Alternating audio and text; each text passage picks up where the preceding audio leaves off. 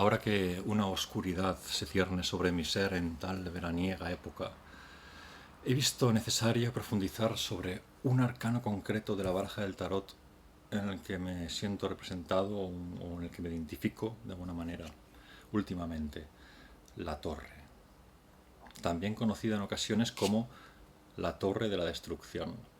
En este vídeo seguiremos la investigación sobre el tarot que iniciamos de forma introductoria hace unos meses, esbozando algunos rasgos e intuiciones entonces sobre esta disciplina tan antigua, y en concreto en ese vídeo que os pongo aquí arriba y en la descripción profundizábamos sobre el diablo, la carta número 15. La carta de la torre es la número 16. Hay siempre una correlación, así que de alguna manera, por algún motivo, tuvo para mí relevancia hace unos meses el diablo, la tuvo realmente, y ahora la tiene la torre. Lo haré siguiendo 4 libros. Es un texto que he compuesto en el que sigo 4 libros. El primero es La Vía del Tarot, de Alejandro Jodorowsky. También tenéis su canal de YouTube magnífico, donde hace lecturas con la teoría que nosotros esbozamos aquí en el anterior vídeo. Jung y el Tarot, de Sally Nichols, extraordinario para conocer en profundidad detalles sobre los arcanos. Y 2 particularidades que son el Tarot Pagano, raro, de Gina M. Peace, y el Tarot de los Vampiros. 4 libros para completar el significado simbólico de esta figura que, sin duda, aparentemente, por la violencia que se esboza aquí, es de las más funestas que hay. Se trata del arcano mayor número 16, como decíamos. Y como decíamos en el anterior vídeo, nos centramos en el 15, el diablo. Nos centramos en ese momento por su compleja simbología y ambivalente significado. Recordemos la tentación que representaba el diablo, la posibilidad del vicio, del engaño, aunque también la fuerza telúrica, creadora, transformadora, una ambivalencia siempre. Recordemos también que la estructura de los arcanos mayores es un mandala de la totalidad y que existe una correlación entre las cartas. Me gustan los matices que aporta Sally Nichols a la hora de describir lo que vemos en la carta. El triunfo 16 representa 2 figuras humanas lanzadas violentamente desde una torre. Aparecen asombradas pero ilesas, dice Sally Nichols. Es importante este detalle, ilesas. Hay susto, hay golpe, pero no mueren, no se desmembran, por ejemplo. La torre en sí misma no ha sido demolida, solo se abre. Pero una llama de luz, una lengua de fuego tal vez, chocó con la corona de oro que le servía de tejado. Esto es lo que dice Sally Nichols. Salta a la vista que es una carta que implica, de alguna forma, cambio plutónico. Aquí hay cambio plutónico, súbita transformación. De todas las cartas es la que representa mejor la solidez, con la figura del torreón, y al mismo tiempo el instante perfecto de la fractura de lo que era sólido. Precisamente un fuego o un rayo celeste, un relámpago, no sabemos muy bien, veremos con detalle este dibujo en concreto qué puede significar, es lo que resquebraja al edificio y expulsa a los 2 personajes. Si empezamos, por ejemplo, a fijarnos en esta carta desde un punto de vista pagano-religioso, podríamos pensar, por ejemplo, que aquí hay una reminiscencia a la torre de Babel bíblica, la torre que edificó Nemrod, y de la que, a partir de la cual se adquirió el lenguaje en los hombres. Ese fue un acto de naturaleza en su momento impía, me río, que trajo el lenguaje y la confusión al mundo y que provocó la ira de Dios. La imagen de la torre desde una perspectiva sumeria implica la unión entre lo celestial y lo terrenal, la equivalencia básica según la cual lo que es arriba es también abajo. Este principio lo hemos visto en otros vídeos, es un principio básico del pensamiento mágico. Pero claro, esto es una torre literal, esto es una reminiscencia a ese símbolo bíblico, donde la torre es la conexión entre el abajo, lo material, y el cielo, o quizá es más cosas y también de alguna manera, al ser un arquetipo, podría ser esta misma. Si nos fijamos bien en el dibujo, debemos de entender que no se trata de una torre en el sentido literal, y que no es exactamente una referencia al suceso bíblico. Esta, como ya hemos esbozado, es la característica particular de los arquetipos. Son maleables y camaleónicos y no determinados. Podríamos pensar simbólicamente, dado el color carnoso que tiene la torre, es como ocre claro, amarillo carnoso básicamente, que la torre es el cuerpo. Podemos pensar eso. También, como veremos ahora, podemos pensar que la torre es una representación del prejuicio y el existir solidificado. Según cómo la pensemos, podemos pensarla como representación del cuerpo, pero también como representación de la psique. La torre parece un edificio aislado, oscuro, en medio de la multiplicidad. Los puntitos, veis aquí los puntitos de colores. Fijaos en la particular representación del cielo con puntos multicolor. En interpretación de Jodorowsky, pueden representar las estrellas, pero a su vez representan el contraste entre lo múltiple y la torre, lo uno. Parece que la llamarada relámpago, que vemos aquí arriba, destapa su cubierta, la cubierta de la torre, y que eso provoca que los habitantes de la torre salgan a rastras del edificio por abajo. Parece que estos seres vivían en el interior de dicha torre encerrados, tal vez.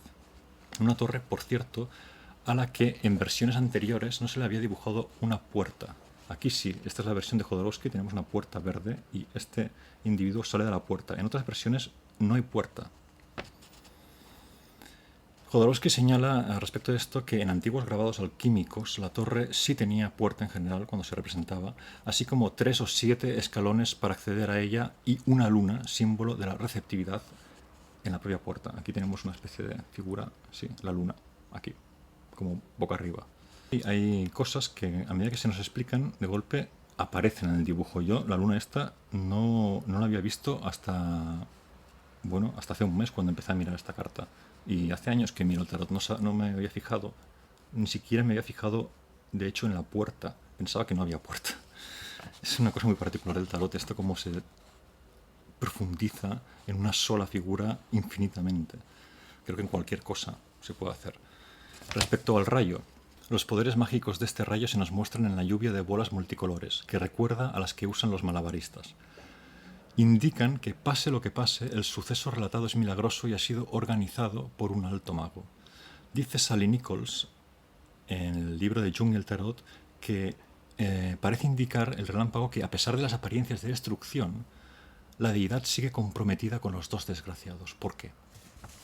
Antes de la acción del fuego, sus cabezas y corazones eran tan fríos y oscuros como lo que les rodeaba, la torre. Y asimismo, estos dos desgraciados de aquí, que ahora están saliendo y huyendo, permanecían cerrados a cualquier posibilidad de intervención milagrosa. Sally Nichols comenta que el nombre de la carta en francés podría haber surgido de un desliz. La Maison Dieu, perdón la pronunciación, la casa de Dios, podría haber sido originalmente la Maison de Feu, de fuego.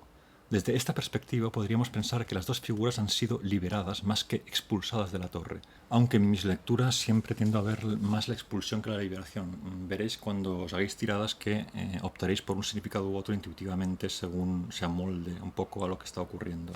El relámpago que el autor romano Plutarco consideraba el origen de la vida se refleja en esta carta como un poder dador de vida. La torre de ladrillos, al igual que la cáscara dura de una nuez, es golpeada para liberar los dos huesos que vivían en ella, haciéndolos caer al suelo.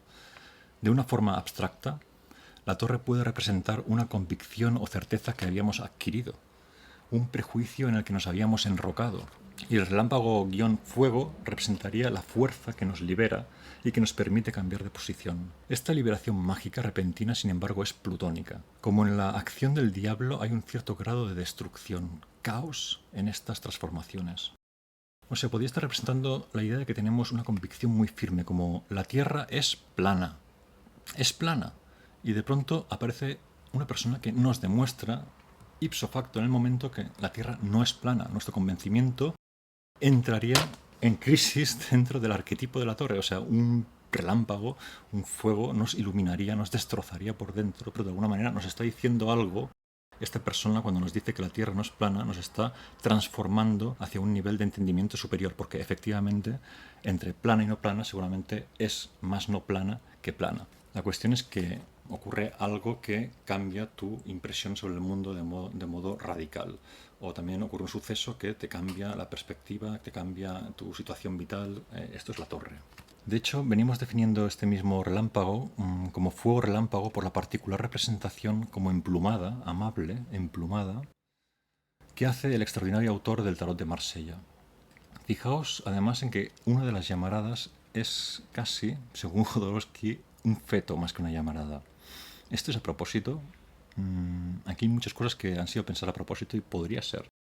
Os recuerdo que uso la versión de Jodorowsky, que la prefiero al resto por la mayor profundidad en los matices y al mismo tiempo la apariencia de mayor simpleza. El tarot de Marsella pienso que es mejor que otros por estos dos elementos que acabo de mencionar. Parece simple, pero en unos minutos ya hemos desplegado mucho. Ya podemos pensar en la inteligencia creadora que hay detrás de los arcanos. Una inteligencia que sabía mucho más de lo que creemos ahora de psicología humana. Por lo que podemos pensar la acción del fuego relámpago como salvadora, ese relámpago destructor que pone en acción a las figuras desde su posición enrocada. Es lo que las salva de un desastre posterior, porque recordemos, en esencia las dos figuras salen ilesas del accidente. Tal vez desde la perspectiva de estas personas, ellos crean en ese momento que la destrucción más pura está actuando sobre ellos. Ellos deben creer que están en la pura desgracia.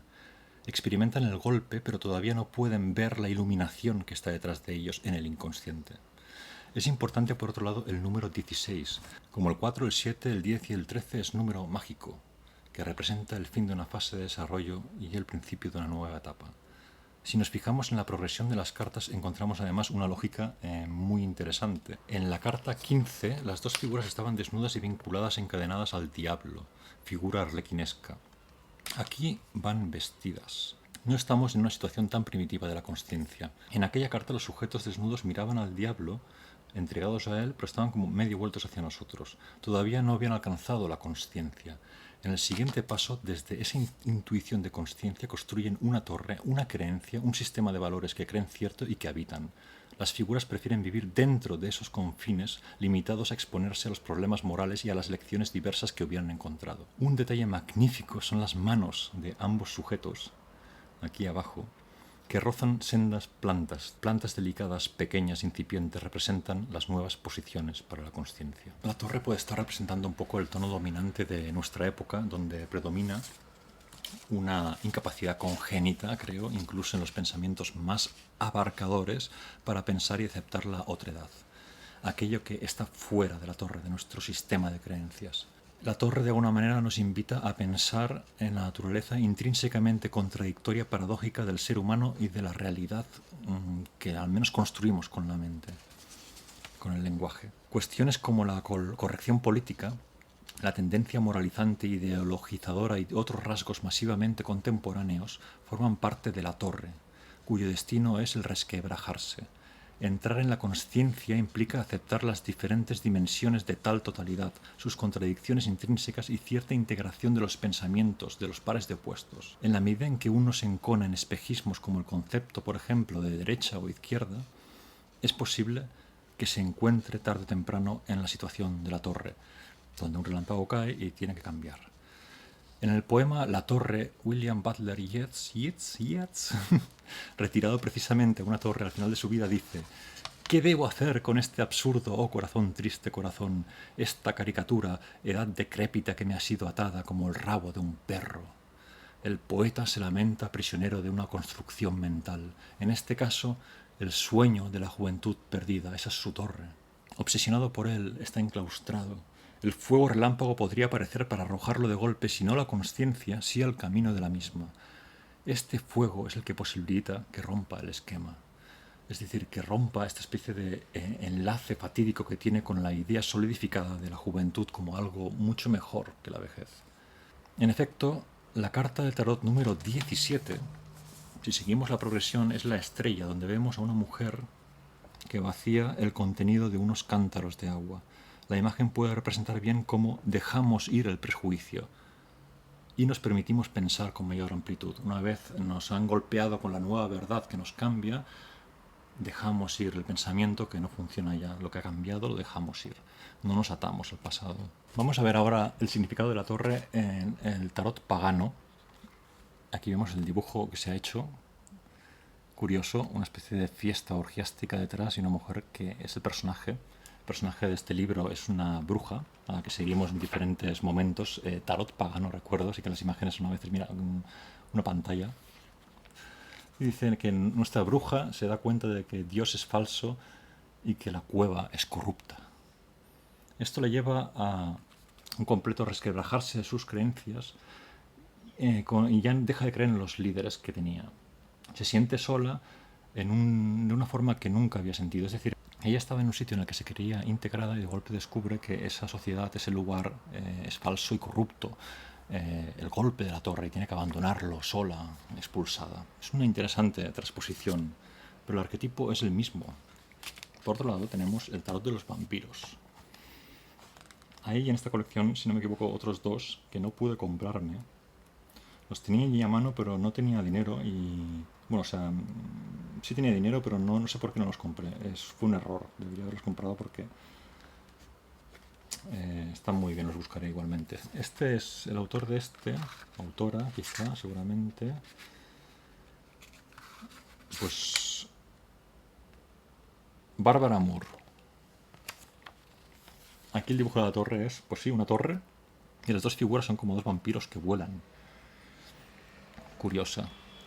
Nos viene a decir básicamente lo mismo. La torre es una realidad construida en base a creencias solidificadas. Un lugar seguro y sólido en el que un relámpago te ciega y te muestra una realidad que no conocías y que lo resquebraja todo. Viene a decir lo que hemos dicho ya respecto a esta carta en referencia a otros libros que hemos repasado. Para acabar en referencia a esta carta, pues lógicamente siempre que nos hagamos una tirada aparecerá junto a otras. Hay que ponderarla justamente en correlación con las demás. No es lo mismo que nos salga la torre con el loco, por ejemplo, que sería una cosa inquietante, que nos salga, por ejemplo, con el mundo, que puede ser algo más amable, puede ser un cambio más amable. El loco podría ser con la torre una situación realmente caótica. Como hemos visto, siempre que hablamos del tarot, tal integración de los contrarios, la integración del uno con la totalidad, por decirlo así, el aprendizaje, el camino que uno hace, no puede darse nunca sin la participación de lo oscuro, telúrico.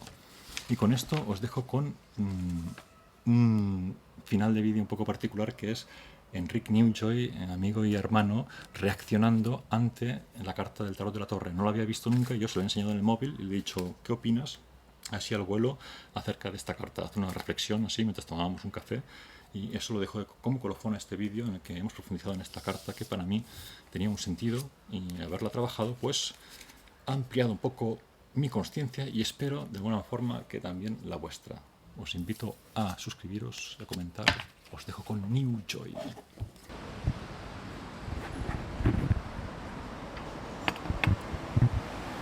Pues bien, Gaudí siempre criticó los contrafuertes. Él consideraba que los contrafuertes eran como muletas en los edificios.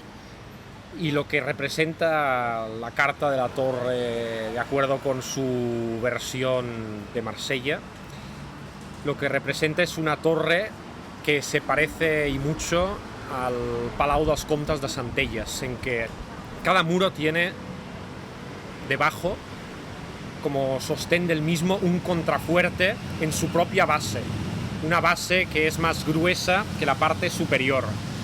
Y luego es una torre muy alta, construida de acuerdo con unos criterios arquitectónicos anteriores al siglo XV, en que escasos edificios tenían más de 2 pisos. Esto nos lleva a la edad antigua, la edad de las sabidurías arcanas, que todavía no se habían corrompido. Más tiempo pasa, más palabras vanas, más tiempo pasa, mayor corrupción del conocimiento arcano. Ya no se puede decir hoy et in Arcadia ego, eso está derogado.